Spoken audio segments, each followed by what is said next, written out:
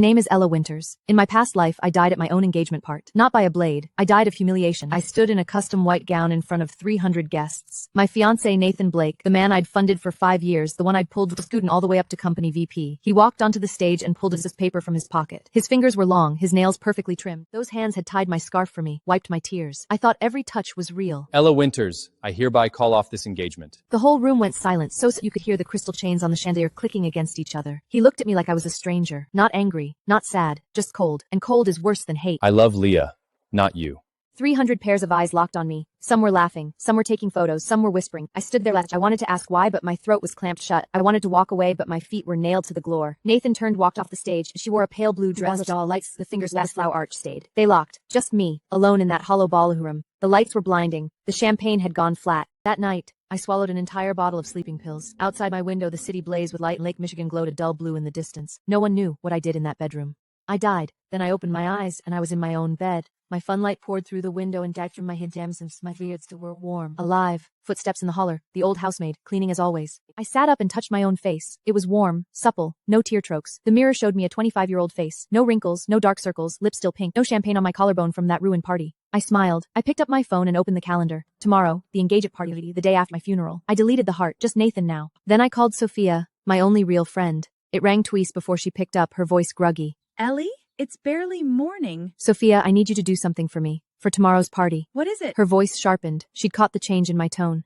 I need you to prepare a gift. 300 of them. A gift of what? Printing paper. Each sheet with one sentence. Nathan Blake, the parasite of Winton's group. There was a long silence on the other end. I could hear her breathing. Fast at first, then slowly steadying. Ellie, have you lost your mind? What is it? No.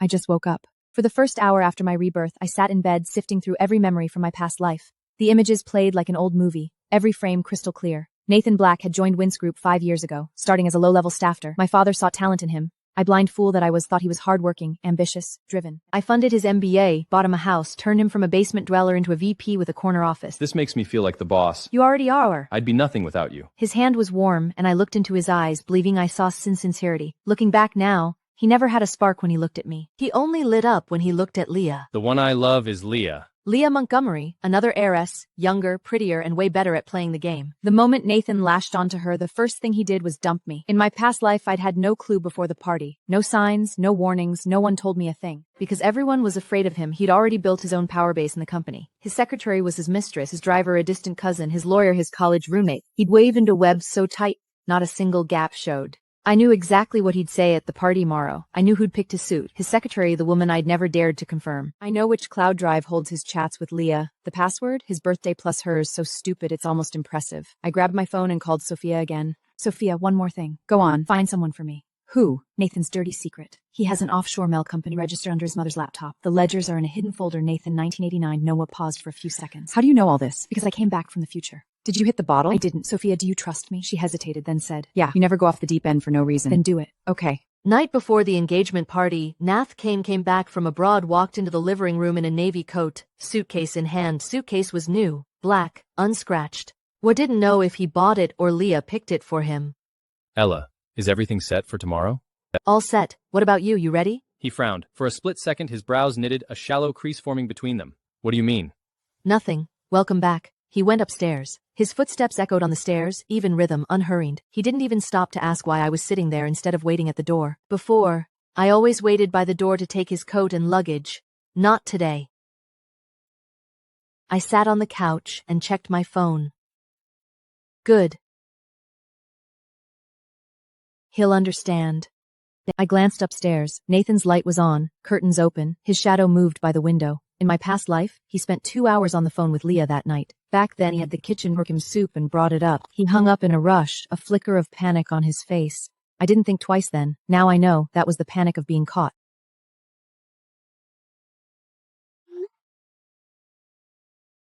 Fine, won't. I turned off my phone and sank into the couch. The grandfather clock in the living room ticked away, mixing with my own heartbeat.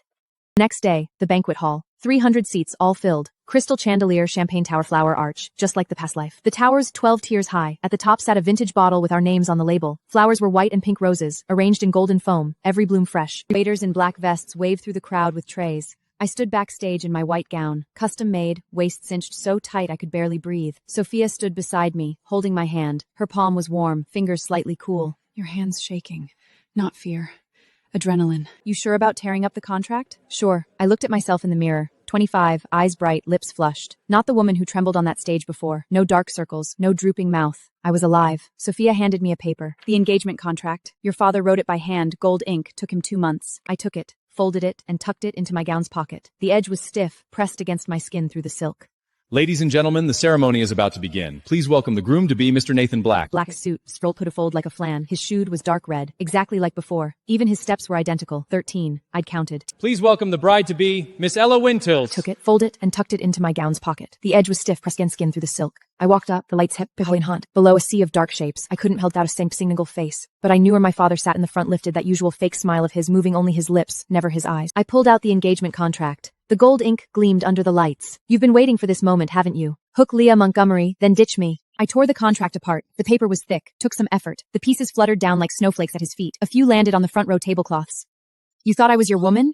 You're nothing but a dog in my father's company. Ella, what are you talking about? I said, you were never good enough for me. Never. I just had blinders on for 5 years, letting you think you were somebody.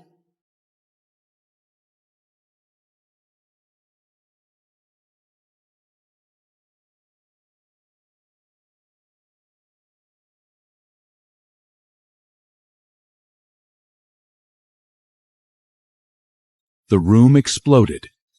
Is that Nathan with the Montgomery girl? Oh my God, he's been using the Wins family all along? Scumbag. I know him!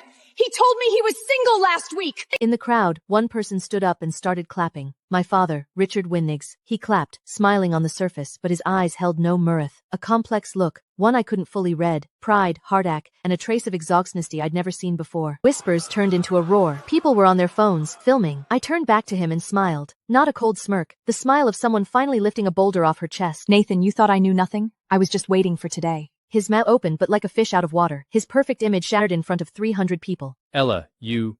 What about me? I exposed you? I turned to face the guests.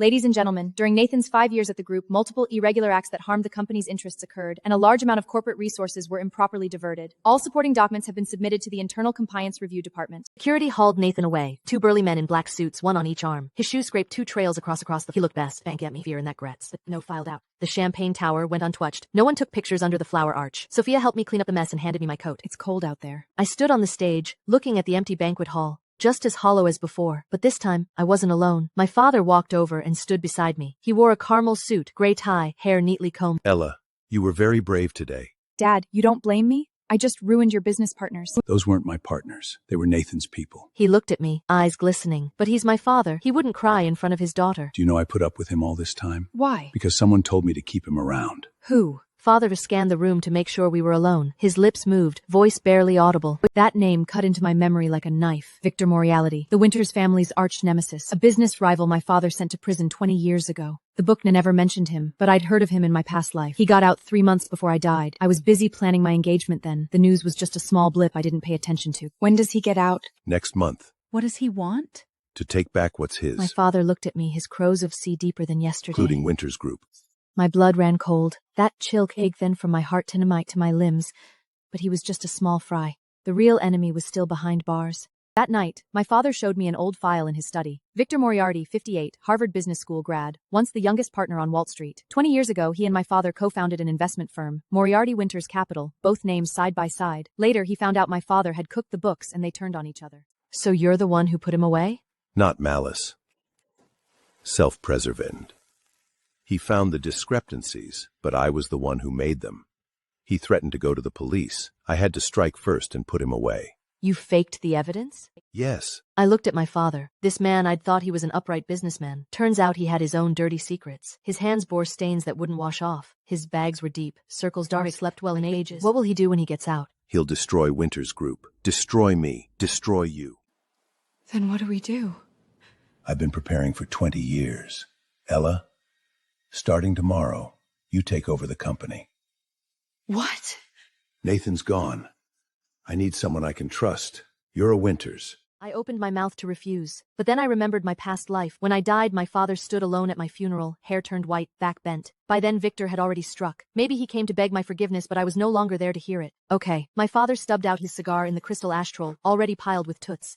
The next day I walked into Winter's Group headquarters, not as the heiress but as the acting CEO. The glass doors were heavy. Took some muscle to push open. My father had cleared out Nathan's office and put up my name brass reading Ella Winters facing Lake Michigan. On the sib sat an empty ceramic vase in a pale shade. I had admin remove Nathan's beloved black leather chair and replace it with a gray fabric one. Less flashy, but way more comfortable. Sophia was my assistant. She looked at the windows and let out a whistle. Ella, your dad really goes all out. Not generosity. Desperation. That Moriarty guy, really that scary? In my past life, I heard about him. After he got out, Winter's Group stock dropped 40%. My father nearly had a heart attack. The company almost went under. So what are you doing now? First, clean up the mess Nathan left. I powered on the computer. The desktop was still Nathan's landscape photo. I'm gonna get back that $30 million he siphoned off. How? He has a private account in the Caymans. Password is his ex-girlfriend's birthday. I hit enter. Today he'll get a letter from the bank telling him his account is frozen. His ex was more than happy to help. Sophia looked at me. You've really changed. Outside, sailboats drifted on the lake, white sails flaring in the sun. I squinted. The light was harsh but beautiful. Day 3. Nathan came looking for me. Not at the office, at my front door. He wore an old navy coat, collar button missing, revealing a wrinkled shirt underneath. Unshaven with dark stubble on his jaw. Deep shadows under his rims, red. Shoes were muddy, one lace undone. Ellie, please. Drop the charges. Why? If the FBI prosecutes, I'll go to prison. Did you think against the doorframe when you were sunlight on my face? He stood in the shade. I was wrong. I shouldn't have done that to you. I looked at him. No tears, but his eyes were bloodshot. His Adamdagen bobbed like he was swallowing something bitter. Nathan, you said you loved Leah. Has she come to see you? He said nothing. His lips parted, then closed. Did you think about prison when you were transferring the funds? She won't come. Because you're useless to her now. You got to her on the strength of being Winton's Group VP. Now you're not. She won't even pick up your calls. He didn't wipe them. Just let them run down his cheeks into his strubble. You do. You've still got prison food. The door closed softly, but I could still hear his sobs seeping through the crack, like wind through a hollow window. But I knew Nathan Black's story wasn't over yet. His hell was just beginning. Day 4. Leah showed up. Pink Chanel suit, gold Hermes bag, flawless makeup, 3 coats of mascara, glossy clear lip gloss. Like a Elle, I want to talk to you. About what? About Nathan. You're here to save him? No. She sat down, leather creaking under her. He's become like this because of you, not me. I smiled. Brief, a twitch of the lips that vanished fast. Leah, do you know what name he used to save your contact? What? Spare tire. Her face went pale, so pale even the foundation couldn't hide it. Her fingers gripped the Hermes strap, knuckles white. He's not with you because he loves you. It's because your dad's company is bigger than mine. He dumped me to climb up to you. Once he's got you, he'll dump you for someone bigger. You're lying! Your chat logs. Did he ever care about how you felt? My voice wasn't loud, but every word hit like a nail. He made plans with you at the last minute. He had his secretary pick your gifts. He never even got your name right. You're Leah. Sometimes he called you Lena, sometimes Leah. Didn't you know the bag strap rust faintly? Leah, you're not the other woman, you're another fool he used. I looked at her. Her eyes were reddening. But at least you still have a chance. Leave him. Live your life. She stood up and walked to the door. Paused. Her silhouette looked small against the backlit. Ella, I'm sorry. Don't apologize. You just didn't know. She left. I watched her go, thinking of the first archetype in every story. Maybe they're not bad people, just naive. Naive enough to think. Week 1. I cleaned out all of Nathan's loyalists in the company. CFO, marketing head, admin manager, 5 people, all gone.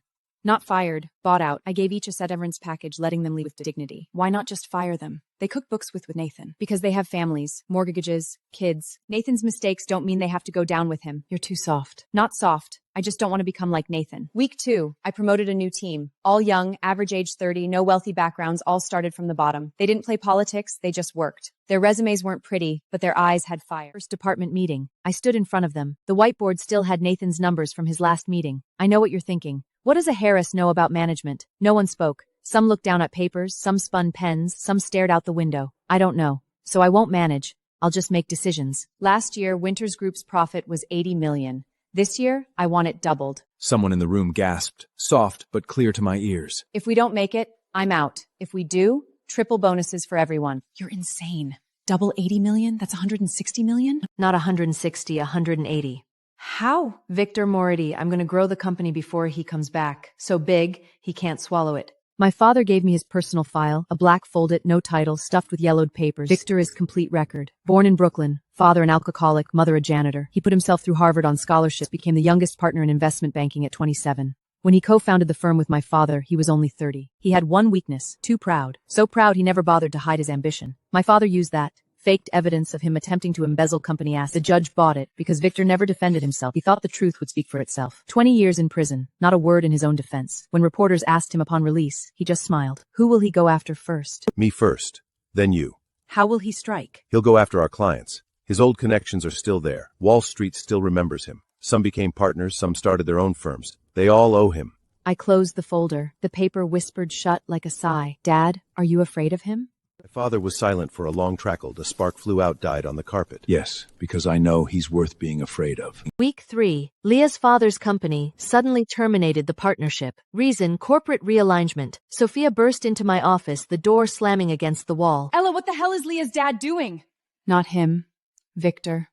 Victor's not even out yet. He doesn't need to be out. His people are already working. I opened my laptop, the new CEO of Montgomery Group's LinkedIn page. Montgomery's new CEO started last month, Victor's former subordinate. He worked at Victor firm for 8 years, then jumped to Montgomery after Victor went in. How do you know? Because I checked his LinkedIn and his Twitter, Facebook, and public speeches. I turned the screen towards Sophia. His first job out of college was at Victor's firm. In an interview, he said, Victor was the guiding light of my career. So Victor's already making moves before he's even out? Yes. So we have to be faster.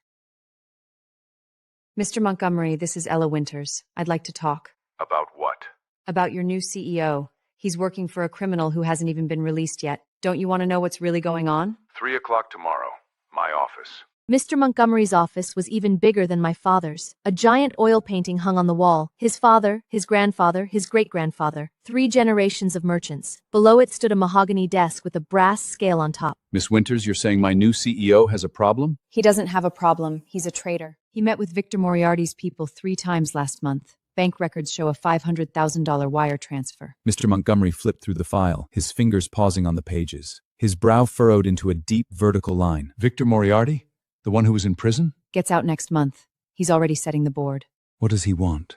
Winters Group. Montgomery is Winters' biggest client. Lose you, and we take a massive hit. What do you want me to do? Terminate the new CEO's contract. Resume our partnership. I guarantee Victor won't touch you. How can you guarantee that? Because I'll strike him first. He looked at me, silent for a long moment. A bird landed on the windowsill, pecked the glass a few times, and flew off. Miss Winters, you're different from your father. How so? Your father would have begged me. You negotiate. Partnership continues. I shook his hand, large, dry, calloused palm. I walked out of his office. Long hallway, warm yellow lights. Sophia was waiting in the car, window down, scrolling her phone. Did it work? Done? How did you pull it off? Because I have what he wants. Security. Victor's a loose cannon. No one knows what he'll do. I play by the rules. I'm predictable. Once the deal was sealed, I started going through my mother's old things. She'd passed away 20 years ago, and my father had kept her room exactly as it was. I pushed the door open and was hit by a wave of old wood and dried flowers. The curtains were drawn, sunlight and long golden stripe across the floor. The bed was neatly made, and an old rag doll rested on the pillow. I found an old suitcase, its brown corners worn white. The cover was dark red, and the gold lettering had faded. I turned to the first page. A young woman stood in a garden wearing a white dress, her hess lifting slightly in the breeze. That was my mother, the first time I'd ever seen her young. She was laughing. About halfway through, a photo slipped out and fluttered down. I bent down and picked it up. Their hands were intertwined, fingers laced together. On the back, in elegant blue ink that had faded it a little, was a line. My hands started to tremble. My mother and Victor? I flipped further, and more photos emerged, each one radiating the happiness and love they shared in those moments. The last one showed her and Victor standing outside the courthouse, him being led away in a prison jumpsuit. His wrists were cuffed, and the sunlight glinted harshly off the metal. She stood beside him in a black dress, holding a piece of paper. On the back it read, "Today, my world ended." I sat in my mother's room, clutching the album, tears streaming down my face. The tears dripped onto the plastic sheaves, leaving small smudges. My father pushed the door open, saw the photo in my hands, and went pale. Ella. Dad, what was Victor to Mom? He was silent for a long time. Outside, the sunlight shifted an inch, falling across his leather shoes. You stole her from him? I loved her, and she loved me, eventually. Eventually? Or did you force it? My father lowered his head. His hair was white now. Ella, There are some things you're better off not knowing. I know I'm not your biological daughter. His face went completely white. Even his lips lost their color. That night, my father knelt before me. Richard Winton's, one of the most powerful men in the city, on his knees in front of his daughter. His knees hit the carpet with a dull thud. Ella, when your mother was pregnant with you, she'd already broken up with Victor. But Victor didn't know. He thought you were mine. So he doesn't know I'm his daughter? No. I used that, made him believe your mother had betrayed him. He fell apart. That's when I forged the evidence and sent him away. 20 years. You took 20 years from him. I know.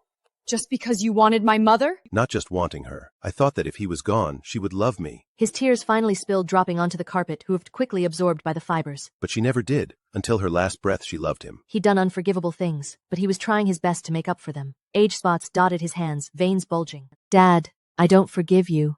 But I don't hate you either. Why? Because you're my father. Not the one who gave me life, but the one who raised me. He hugged me and cried. His shoulders shook like an old house rattling in a storm. My father took a letter from the safe. Yellowed paper, folded into a small square, tied with a red ribbon. The ribbon had faded to almost pink. Your mother left this for you. She asked me to wait until you turned 25.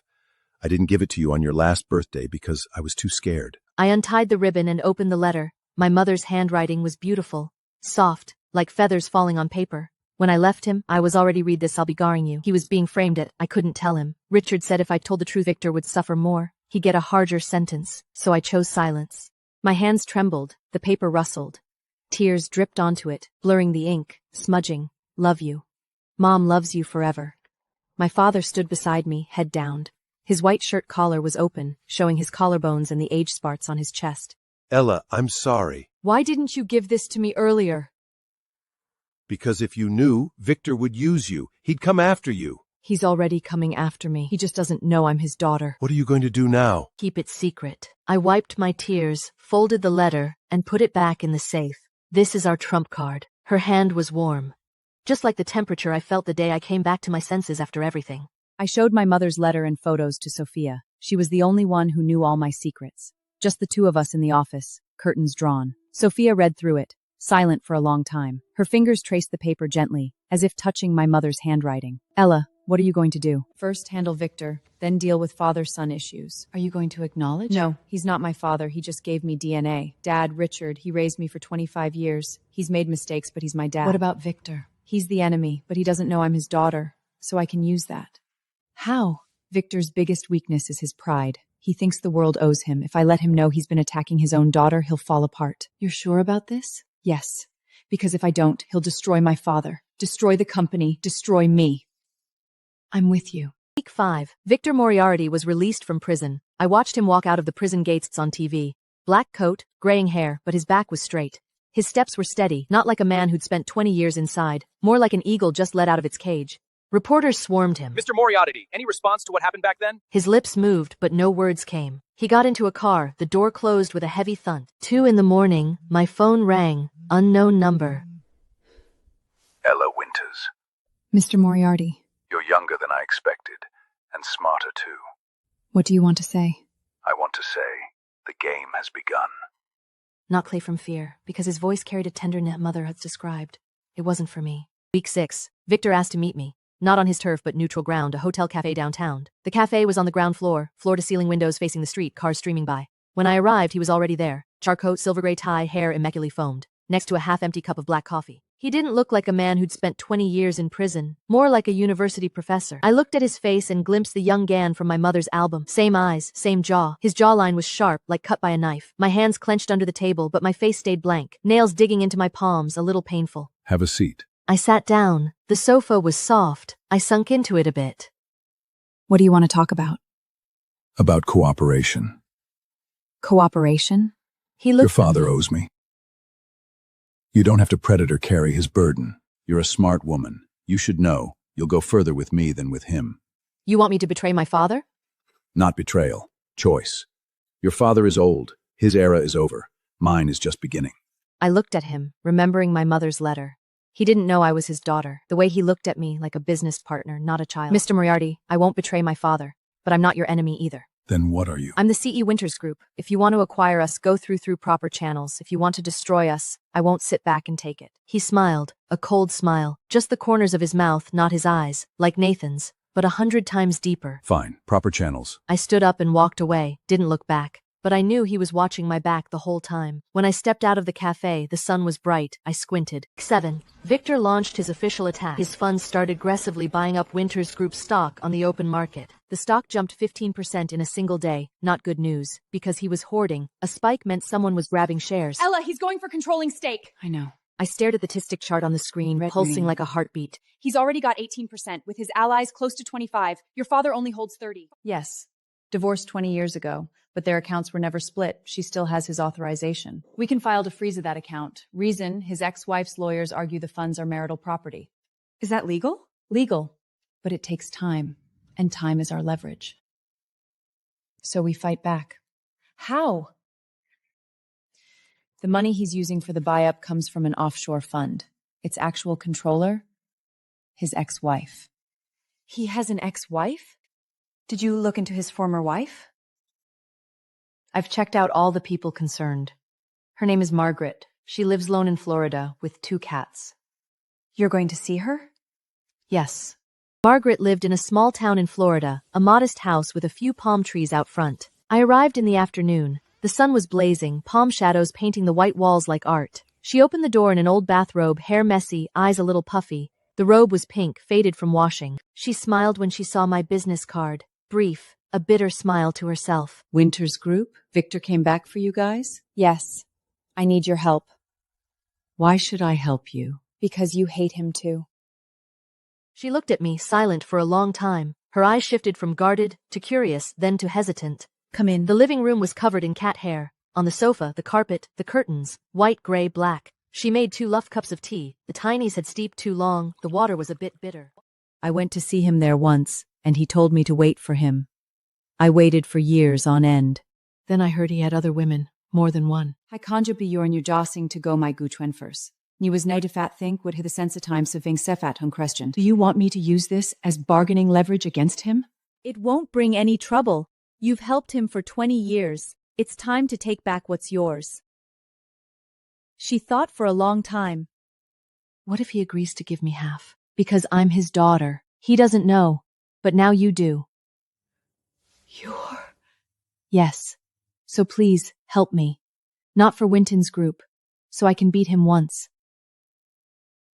She nodded. Week 8. The court frozen Victor's offshore account used for stock acquisitions. Reason? Marital property dispute. Overnight, his cash was locked up. It worked. He can't keep buying. This is just round 1. He'll find other channels. We need more time. How much more? 1 month. I need to grow the company's market pop so high he can't afford it. How? Next week, we launch a new product line. The week after, announce a long-term strategic partnership with Montgomery Group. The week after that, quarterly profits. I've already hit the double target ahead of schedule. You had this all planned? Since the very first day I woke up. I've gone through the worst ordeal once. I won't put myself through that ever again. That night, Victor called. His voice wasn't as steady as before, like a string pulled too tight, slightly trembling. Ella, you went to Margaret? Yes. What did you tell her? I told her what you owe her. 20 years, she should get what's hers. Do you have any idea what you're doing? I know. I'm helping a woman who was used. A long silence. I could hear his breathing, different from before, heavier, rougher. Ella, you're stronger than your father, but you also have more weak spots. What weak spots? You care about people you shouldn't, like Margaret, like Sophia, like your mother. What about my mother? She didn't die of illness. Your father drove her to death. Did you know that? I know. You know?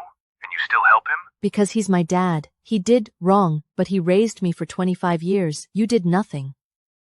So long I thought he'd hung up. Mr. Moriarty, if you have any conscience left, stop. Not for me. For her, my mother. She wouldn't want to see you like this. I hung up. Outside the night was thick, streetlights glowing orange. Week 9. Victor used his last cash to dump Winters Group stock in mass. He wanted to spark panic, crash the price, then buy it back cheap. Sell orders poured out like a waterfall. The stock plunged, green numbers bouncing wildly on the screen. He's dumping. The stock's down 20% already. I know. What do we do? Buyback. Use the company's buyback funds to purchase the shares. But that money's e-bagged for dividends. The shareholders won't agree. So we convince them first. I called an emergency boarders, all looked at me. Some crossed their legs, some spun pens, some scrolled through their phones. Ladies and gentlemen, someone's shorting our stock with bad intent. If the price keeps falling, he'll buy controlling stake at a discount. You're sure it's him? Yes. His account is frozen. This is his last move. How much of the buyback fund are you planning to use? 100 million. The room fell silent. Quiet enough to hear the air conditioning hum and someone swallowing hard. If we fail, the company loses 100 million. But if we succeed, he's out for good. Vote result, 9 in favor, 3 against. The buyback was launched. We started buying up our own stock heavily. 3 days straight, Victor sold, we bought. His funds drained like a leaky putt. On the 4th day, his trading account showed insufficient balance. Those words in red stood out starkly against the white background. He's broke? Not just broke. His other funding sources have dried up too. His former partners heard he was in a financial war with us and pulled out. They don't want the heat. So he gave up? No. He's just regrouping. He'll strike somewhere else. Where? My father. That night, my father didn't come home. His phone was off. The driver said he was working late at the office, but when I went there, the lights were on. But he wasn't there. His office chair still held a warm indent. His coffee cup was still warm, but he was gone. What did you do to my father? I didn't touch him. He left on his own. Where? I don't know, but before he left, he called me and said, Victor, you win. The company is yours. Ella is yours. I want nothing. You pushed him to it. I didn't push him. He felt he owed me. Victor, if anything happens to my father, I will never let this go. I hung up and drove to find him. I found my father sitting on a bench by the lake. The wind was strong, his hair was tousled, coattails flapping. Lake Michigan's waves crashed against the shore loud. I walked over and sat beside him. The bench was wooden, paint peeling, exposing gray wood underneath. Dad. He turned and looked at me. Ella, I've spent my whole life wondering why your mother died. I finally figured it out because she didn't love me. She loved Victor. I was just a placeholder. Dad. I thought if I made enough money, gave her the best life, she'd love me. But she didn't. When she died, she was holding Victor's photo. This one? You found it. Dad, Mom not loving you wasn't your fault. You just loved the wrong person. But you can't hand the company to Victor out of guilt. That's 20 years of your work. And mine too. If I give the company to Victor, will you hate me? Yes, because it's your life's work and mine too. I can't forgive you on Mom's behalf, but I can fight for myself. He looked at me, tears streaming down. He wiped them, but they kept coming. Then I won't give it. Good. We sat by the shore watching the sunset. The lake turned gold, then orange-red, then deep purple. He held my hand tightly. His fingers were cold, but his grip was fierce. Week 10. Victor played his last card. He reached out to all of Winters Group's major clients, telling them the company was about to go bankrupt because the founder had committed business fraud 20 years ago. Clients called in droves. Sophia's was numb from answering. Her voice swore. Ella, 7 customers want to pull out. Show them the evidence. This is Victor's entire case file from back then, proof he was framed. If he's accusing my father, then he's claiming he's innocent, and an innocent man doesn't use dirty tricks like this. Sophia sent the files to staring at the email inbox waiting. The next day, all 7 clients withdrew their termination annonces because they knew Victor was lying. Victor called me. This time, his voice had lost its composure, like an old knife gone dull. Ella, you win. I haven't won yet. You haven't conceded. You want me to concede? I want you to admit, you did all this not because you hate my father, but because you couldn't let go of my mother. Victor, when my mother died, she was holding your photo. She loved you her whole life. For the 20 years you were in, thought of you every day. You think being with my father was betrayal? No, she was protecting you. Because if you'd known she was pregnant with me before you went in and that you weren't the father, it would have destroyed you. On the other end, he cried, not silent tears, but the kind of sobbing he'd held back for decades, finally released. His sobs were muffled through the phone, like they were coming from far away. Victor, stop. Not for me. For her. The line went dead. Week 11. Victor asked to meet me at my mother's grave. It was the anniversary of her death. When I arrived, he was already standing before the bouquet of white roses. Dewdrops on the petals sparkled in the sunlight. Your mother loved white roses. I know. Were you there when she passed? Yes. She held my hand. What did she say? She said, I'm sorry. Victor lowered his head, his stroke. The hem of his coat flapped against his legs in the wind. Victor, she didn't need to apologize. You don't need revenge both to live well. Ella, do you know why I went after his group? Not for money, so she could see that I could win. She saw it. She's been watching all along. He placed the white roses at the grave, then turned to me. His eyes were wet, tears glistening in the sun like the dew. Ella, I want to ask you something. Ask? Ask. My heart stopped. Not a skip, but a full stop. It took seconds before it started again. Who told you? Margaret.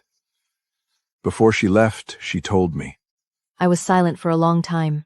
My mother's photo on the headstone smiled in the sun. Yes, I'm your daughter. Ella. But you're not my father. My father is the one who made me breakfast every morning, walk me to school, and clap for me at my engagement party. You didn't do any of that. He bowed his head. So don't call me daughter, call me Miss Winters. I turned and walked away. 3 steps, then stopped. The wind blew off the lake, tangling my hair. Victor, if you want you can visit her sometimes, but don't interfere with my life. He didn't answer. I left. 2 months later, Nathan Black's case went to trial. I sat in the gallery, watching him being led in. He wore an orange jumpsuit, hedged much thinner, dark circles under his eyes, his neck was thin, the collar hanging loose. When he saw me, there was no hatred in his eyes, just emptiness. That emptiness was deep, like a dry well. Embezzling 30 million, his crimes. The evidence was ironclad. He had no room to argue. Embezzling 30 million, business fraud, falsifying documents. The evidence was ironclad. He had no room to argue. My client came from poverty.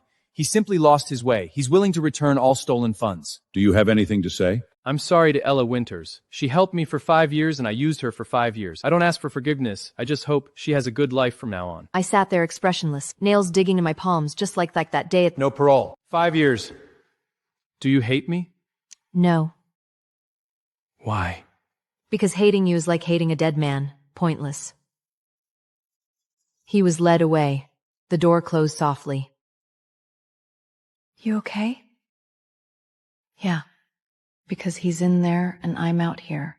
Walking out of the courthouse, Leah stood by the door in a plain labels, no Chanel, no Hermes. Her hair was tied back, barefaced, lips a little chapped. She looked like a different person, just a normal girl. Ella. Leah. I listened to you. Left him. Now run my own flower shop. I grew these myself. The first batch. Not much to look at, but they smell great. I took the flowers, a bit of dirt on the petals, I brushed it off my finger. Congrats. Thank you. For not destroying me. I didn't destroy you.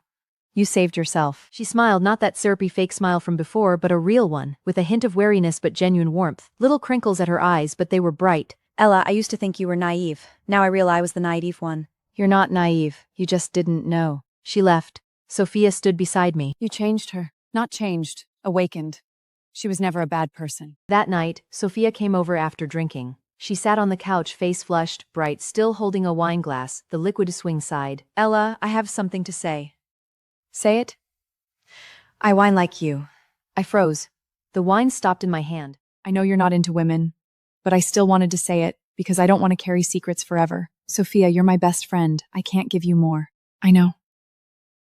But saying it, it feels so much lighter. What will you do now? Keep being your assistant, keep being your friend. And when you meet the right person someday, I'll help you pick the wedding dress. Thank you, Sophia. Don't thank me, because you're worth it. She left. In my past life, she was the one who cried hardest at my funeral. In this life, she's my strongest pillar.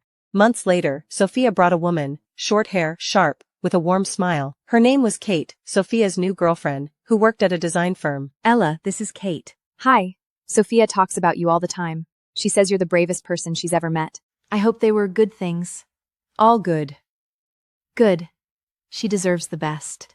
After they left, I stood by the window, watching their figures fade. Leah had found her happiness, and I could finally relax. I no longer owed her anything.